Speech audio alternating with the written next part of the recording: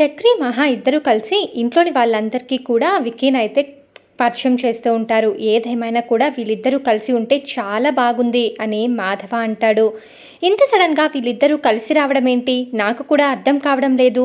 ఏదో తేడా కొడుతుందని కేశవ అయితే తన మనసులో అనుకుంటాడు.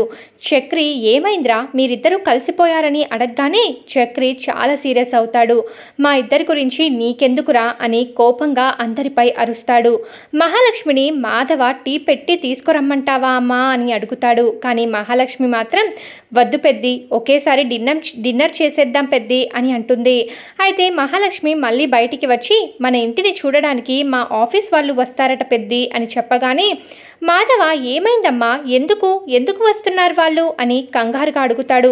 మన ఇల్లు పాతది కదా, దానిని చూడడానికి మా వాళ్ళు వస్తారట అని చెప్పగానే అందరూ ఇదొక ప్యాలెస్, దీన్ని చూడడానికి వస్తారంట అని వెటకారంగా మాట్లాడుకుంటూ ఉంటారు. రాత్రైన తర్వాత అందరూ పడుకునేందుకు సిద్ధంగా ఉంటారు. చక్రి మాత్రం ఒంటరిగా తనలో తానే బాధపడుతున్నట్లు కనిపిస్తాడు. అది చూసిన కేశవ నువ్వు అలా ఉంటే చూడలేకపోతున్నాంరా, ఏమైంది అని అడుగుతాడు. ఏం కాలేదురా అని ఎంతగా చెబుతున్నా కూడా వినకుండా అందరూ బలవంత పెడతారు. మేమిద్దరం కలిసి రావడం చూసి మీరిద్దరూ కలిసిపోయారని అనుకున్నారు కదా, కానీ విడాకుల గురించి మీకు చెప్పాలి అని చక్రి అంటాడు. ఆ మాటతో ఒక్కసారిగా షాక్ అయిపోతారు. బయటికి తీసుకుని వెళ్ళిన తర్వాత వాళ్ళ వదిన ఏదో చెప్పినట్లుగా ఉంది. విడాకులు కావాలని అడిగింది.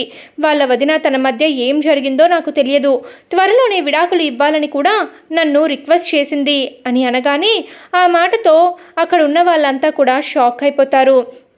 అయితే విడాకులు ఇవ్వమనింది అని అడిగితే ఇంట్లో నుంచి వెళ్ళిపోతుందా అని అంతా కూడా కంగారు పడిపోతూ ఉంటారు.